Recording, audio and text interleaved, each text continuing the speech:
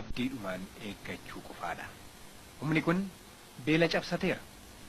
Bu'aa ba'iin akka kanaa kan isa quunname humni poolisii kallattii kanaa bakka leenjiin loltummaa adda bilisummaa Oromoo itti kennamu ga'ee jira amma. Kopheen dhiyeenyatti argame kunis waa jiraachuu isaatiif mallattoo guddaadha. Namni jiraatu malee kopheen eessaa as dhufaree? Amma ragaan sochiin namaa toora kana akka jiru akeeku argameera shakkii malee.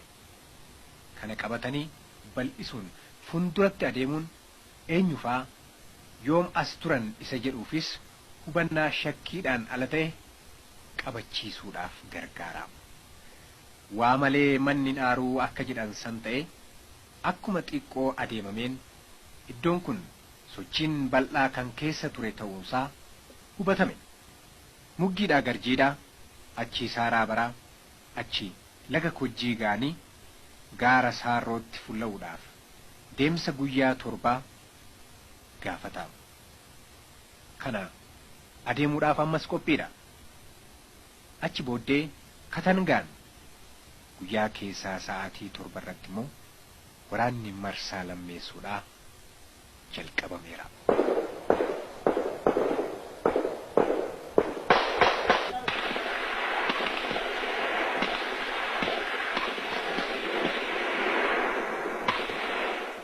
Humna adda bilisummaa Oromoo as ture rukuchuun danda'ameera.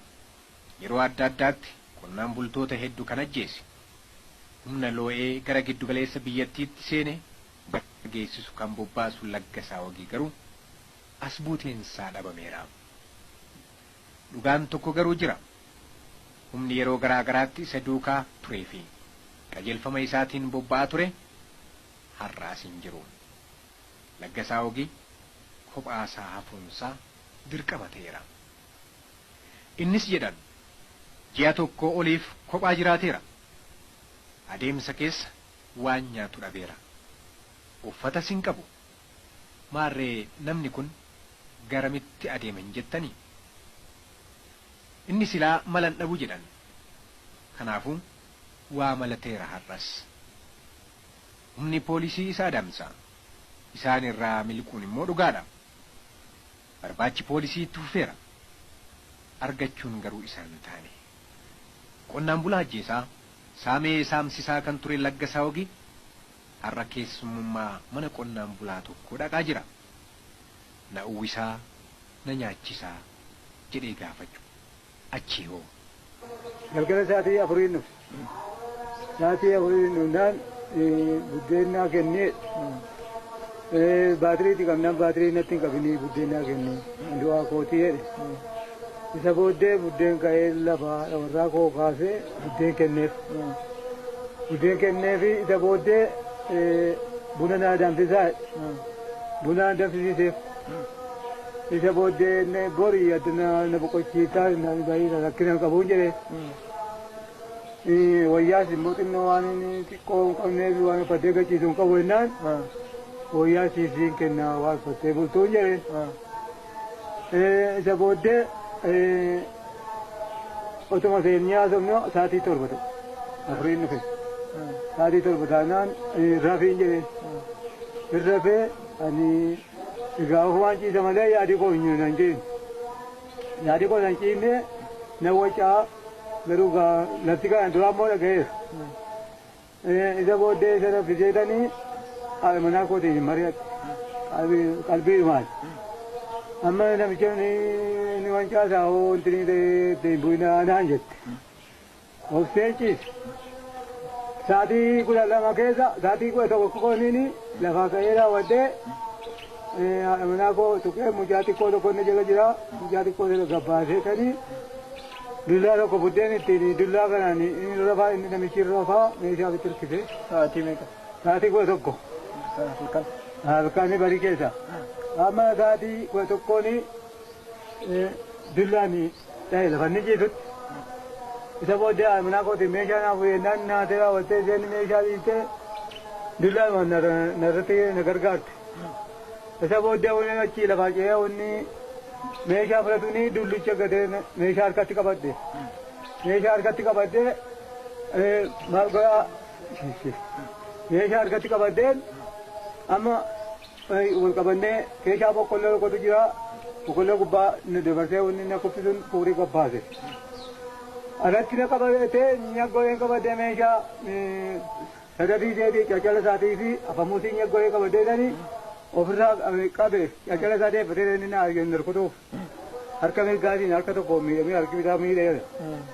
Ammoo kanaanini haati manaa kun irratti irree nooftii rukuta'u rukutti inni iyyiti namni naaf hirmatu hin dhabame akka namatti sila tuqu nan dhabe. Isa booddee otuma iyyitu deemtuu naatee ulee gattee harkumaan nagatti tumti. Isa booddee baakoo na nyaachiftuu diinni na nyaateera biyyoo abbaa keessa na nyaatuun jedheen. Ammoo kanaan inni kun hirribaa ka'ee fiigaa dhufe. Maal keessan? Obboleessa kooti. Qotiisuudha. Isa booddee baakoo maanni inni naan jennaan diinaan irratti dhayu akka abbaa keessa dha'uun jedheen. Achumaan narratti dullaa lafarra buuse. Nagatii jala wateetu isa kana qabate harka mirgaatii. Harki bitaa miidhameera. Amunni isa kana qabatutu haati warraa koo dullaa lafarra buute. Isa irratti immoo amma waan gadhiisee amunni akkas utaalee dhaabbatee ol galagalee dhaabatuuni meeshaa ishee bakka cancala deeffateera akka inni keessa jiruus hin beekuun misaachi qabee gaafa gadi tirisu. Fuudhee achi buuse.